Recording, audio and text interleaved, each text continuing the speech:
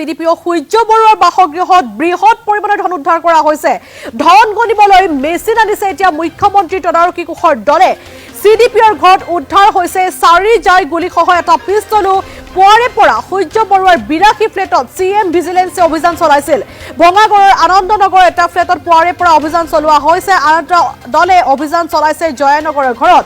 আৰু শেহতীয়াকৈ CDPO সূৰ্য বৰুৱাৰ বাসগৃহত যেহেতু অভিযান চলাই থকা হৈছে আৰু সেই অভিযানতে বৃহৎ পৰিমাণৰ ধন উদ্ধাৰ হৈছে। ধন গণিবলৈ আনকি মেচিন আনিবলগীয়া হৈছে মুখ্যমন্ত্ৰী তদাৰকী কোষৰ দলে। CDPOৰ ঘৰত উদ্ধাৰ কৰা হৈছে 4 জাই গুলীসহ এটা পিস্তলো। যেহেতু আই বহিৰ্ভূত সম্পত্তিৰ গোচৰতে CM ভিজিলেন্সে যেহেতু অভিযান চলাই গৈছে, পুৱা 5 বজাৰ পৰা অভিযান চলাই গৈছে CM ভিজিলেন্সে দুটাকৈ দলে। এটা ভঙাগড়ৰ ঘৰত চলাইছে অভিযান আৰু আনহাতে জয়ানগৰৰ যি বাসগৃহ সেই বাসগৃহটো অভিযান চলাইছে। আৰু শেহতীয়া যি তথ্য শেহতীয়া তথ্য মতে CDPO সূৰ্য বৰুৱাৰ বাসগৃহত উদ্ধাৰ হৈছে বৃহৎ পৰিমাণৰ ধন আৰু সেই ধন গণিবলৈ মেচিন আনিবলগীয়া হৈছে CM ভিজিলেন্সে। লগতে 4 জাই গুলীসহ এটা পিস্তল উদ্ধাৰ কৰা হৈছে এই অভিযানত। ইয়াৰ পূৰ্বে বহু আপত্তিজনক নথিপত্ৰ জব্দ কৰা হৈছিল উদ্ধাৰ অভিযানত আৰু এইবাৰ বহু পৰিমাণৰ নগদ ধন উদ্ধাৰ কৰা হৈছে, বৃহৎ পৰিমাণৰ নগদ ধন উদ্ধাৰ কৰা হৈছে আৰু যাক গণিবলৈ এতিয়া আচলতে মেচিন আনিবলগীয়া হৈছে CM ভিজিলেন্সৰ দলে। লগতে 4 জাই গুলীসহ এটা পিস্তলো উদ্ধাৰ কৰা হৈছে। আমি এই সন্দৰ্ভত অধিক জানিম পোনপটীয়া সম্প্ৰচাৰ সংযুক্ত হৈছো আমাৰ সতীৰ্থ সমীৰণৰ সৈতে। সমীৰণ, আপোনাৰ ওচৰলৈ আহিছো, শেহতীয়া আপোনাৰ হাতত কি নতুন তথ্য আছে?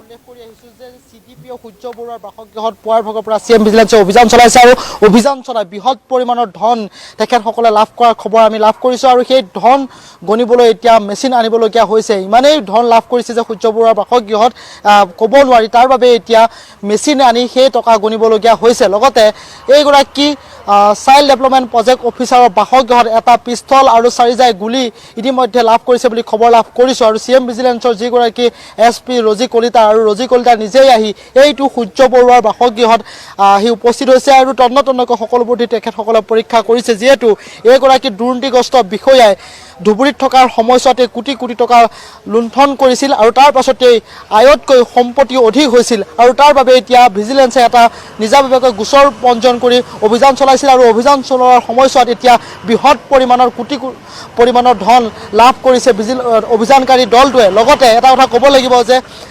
ভঙাগড় আনন্দনগৰতে নহয়, লগতে জয়ানগৰতো অভিযান চলাই আছে CM ভিজিলেন্সৰ আন এটা দলে। সেইটো হৈছে পাহাৰ সম্পত্তি গৈছিল, ইটোৰ পাছত সিটোকৈ অট্টালিকা বনাইছিল। কেৱল যেন আমি দেখুৱাই থকা এই অট্টালিকাটোৱে নহয়, এইগৰাকী দুৰ্নীতিগ্ৰস্ত বিষয়াৰ গুৱাহাটীৰ কেইবাটাও স্থানত তেখেতৰ মাটি সম্পত্তি থকাৰ তথ্য লাভ কৰিছে। আনহাতে জয়ানগৰতো এটা বিশাল অট্টালিকা থকাৰ খবৰ লাভ কৰা হৈছে আৰু সেই অট্টালিকাটোতো বৃহৎ পৰিমাণৰ ধন লাভ কৰাৰ খবৰ লাভ কৰিছোঁ। আৰু এই মুহূৰ্তত আমি দেখুৱাইছোঁ ভিজিলেন্সৰ দলে এনেধৰণে অভিযান চলাই আছে, পুৱাৰ ভাগৰ পৰা অভিযান চলাইছে আৰু অভিযান কালত এটা কথা ক'ব লাগিব যে অভিযান কালত এটা পিস্তল জব্দ কৰিছে, লগতে 4 জাই গুলী জব্দ কৰিছে, লগতে বৃহৎ পৰিমাণৰ ধনৰাশি তেখেতসকলে জব্দ কৰিছে। আৰু কিমান সেই ধন বৰ্তমান সময়ছোৱাত ক'ব নোৱাৰি, কিয়নো মেচিন আনিছে অভিযানকাৰী দলটোৱে আৰু সেই মেচিনৰ যোগেদি তেখেতসকলে গণিব কিমান পৰিমাণৰ ধন বৰ্তমান সময়ছোৱাত পোৱা গৈছে। কিন্তু এটা কথা ক'ব লাগিব যে এইগৰাকী দুৰ্নীতিগ্ৰস্ত বিষয়াৰ ঘৰত হয়তো কোটি কোটি টকা ওলাব পাৰে আৰু পুৱাৰ ভাগৰ পৰা অভিযান চলি আছে। আৰু এই মুহূৰ্তত আমি দেখুৱাই গৈছোঁ DY 365 দৰ্শকসকলক এয়া ভিজিলেন্সৰ দলে ভিতৰৰ ভাগত অভিযান চলাই আছে। লগতে CM ভিজিলেন্সৰ যিগৰাকী SP ৰজি কলিতা নিজেই আহি এই বাসগৃহটোত উপস্থিত হৈছে আৰু এই বাসগৃহটো কিন্তু যদি চোৱা যায় অভিযোগ উত্থাপন হৈছে যে এগৰাকী ব্যক্তিৰ পৰা তেখেতে জোৰ জবৰদস্তি লৈছিল আৰু তাৰ পাছতে এই পাহাৰ সম্পত্তি গঢ়িছিল আৰু এনেধৰণে অট্টালিকা নিৰ্মাণ কৰিছিল। এইটো দ্বিতীয় মহলাৰ যদি দেখুৱাব বিচাৰোঁ তেতিয়াহ'লে দেখুৱাব ৰাজুৱে এই দ্বিতীয় মহলাটোতে এইগৰাকী CDPO চাইল্ড ডেভেলপমেণ্ট প্ৰজেক্ট অফিচাৰে আছিল। সমীৰণ, আপোনাক আমি খন্তেক সময় ৰখাইছো, আমি সংযোগ স্থাপন কৰিছো আমাৰ ধুবুৰী সাংবাদিক চাহানুৰ ইছলামৰ সৈতে। চাহানুৰ, আপোনাৰ ওচৰলৈ আহিছো। কোকৰাঝাৰৰ আগতে আচলতে ধুবুৰীত কাৰ্যনিৰ্বাহ কৰি আছিল সূৰ্য বৰুৱাৰ আৰু ধুবুৰীত কাৰ্যনিৰ্বাহ কৰি থাকোঁতেই তেওঁ আচলতে যি সম্পত্তিৰ পাহাৰ গঢ়িছিল, তেওঁ যি লুণ্ঠন চলাইছিল সেই কথা শেহতীয়াকৈ পোহৰলৈ আহিছে। আপোনাৰ জৰিয়তে অধিক জানিব চেষ্টা কৰিম। চাহানুৰ। হয়, নিশ্চয়কৈ বনাশ্মী। আচলতে সূৰ্য বৰুৱা নামৰ যিগৰাকী বিষয়া CDPO বিষয়াগৰাকীৰ বাসগৃহত যেহেতু এই মুহূৰ্তত অভিযান চলি আছে তাৰ সমান্তৰালভাৱে যদি উল্লেখ কৰিবলৈ যাওঁ CDPO বিষয়াগৰাকীয়ে যিটো আয় বহিৰ্ভূতভাৱে যিটো সম্পত্তিৰ পাহাৰ গঢ়িছে তাৰ এক জ্বলন্ত উদাহৰণ হৈছে ধুবুৰী কাৰণ ধুবুৰীত আচলতে সুদীৰ্ঘ 22টা বছৰে তেওঁ নিযুক্ত হৈ আছে আৰু এইখন ধুবুৰী সমাজ কল্যাণ বিষয়াৰ কাৰ্যালয়ত তেখেতে আচলতে সমাজ কল্যাণ বিষয়া হিচাপে অতিৰিক্ত দায়িত্ব লাভ কৰিছিলে আৰু অতিৰিক্ত দায়িত্ব লাভ কৰাৰ পিছতে প্ৰায় 10টা বছৰ এই কাৰ্যালয়তে তেওঁ নিযুক্তি হৈ আছিলে তাৰ উপৰিও আৰু এটা কথা উল্লেখ কৰিবলৈ যাওঁ বনশ্মী যেহেতু কোকৰাঝাৰ জিলাৰ তেতিয়া ধুবুৰী জিলাৰ অন্তৰ্গত আছিল আৰু কোকৰাঝাৰ জিলাৰ যেটো দেৱীতলা CDPO কাৰ্যালয় সেই CDPO কাৰ্যালয়ত CDPO বিষয়া হিচাপে নিযুক্তি লাভ কৰিছিলে আৰু তাৰ পিছতে অতিৰিক্ত দায়িত্ব লাভ কৰিছিলে সমাজ কল্যাণ বিষয়া হিচাপে ধুবুৰী জিলাৰ আৰু তাৰ পিছতে আৰু এটা অতিৰিক্ত দায়িত্ব লাভ কৰিছিলে বীৰ সিং জৰুৱা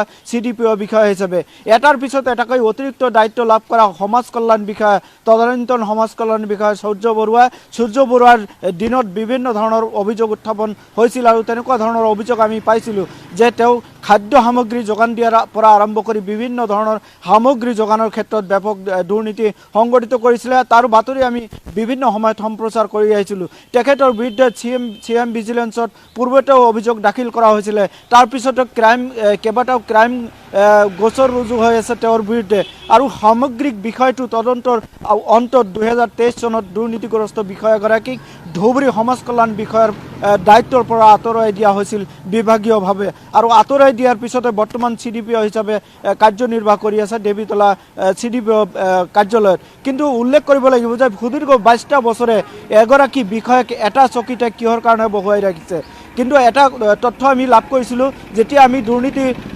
সন্দৰ্ভত যেতিয়া বাতৰি সম্প্ৰচাৰ কৰিছিলোঁ তেতিয়া তেখেতৰ যেটো ইনডাইৰেক্টলি কিছুমান তথ্য আমি লাভ কৰিছিলোঁ যে মুখ্যমন্ত্ৰীৰ পত্নীৰ ঘনিষ্ঠ হোৱাৰ বাবে তেওঁৰ ওপৰত এটা আশীৰ্বাদ আছে সেই আশীৰ্বাদত সুহাত স্বৰূপে আচলতে তেওঁৰ যেটো পত্নী সেই পত্নীৰ এটা কেইবাটা কোম্পানী আছে এই কোম্পানীৰ জৰিয়তে পশুখাদ্য যিসমূহ অংগনবাদী কেন্দ্ৰ আছে সেইসমূহ অংগনবাদী কেন্দ্ৰত পশুখাদ্যৰ পৰা শিশু খাদ্যৰ পৰা আৰম্ভ কৰি আৰু বিভিন্ন সামগ্ৰী তেখেতৰ যোগান ধৰা এটা তথ্য লাভ কৰিছিলোঁ সেই যোগান ধৰাৰ ক্ষেত্ৰত ব্যাপক দুৰ্নীতি সংগঠিত কৰাৰ অভিযোগ আমি বিভিন্ন সময়ত পাই আহিছিলোঁ তাৰ সমান্তৰালভাৱে শেহতীয়া সাহানুৰ আপোনাক আমি খন্তেক সময় ৰখাইছো আমি পুনৰবাৰ সংযোগ স্থাপন কৰিছো যেহেতু গুৱাহাটীৰ সূৰ্য বৰুৱাৰ যি ঘৰ সেই ঘৰত অভিযান চলাই থকা হৈছে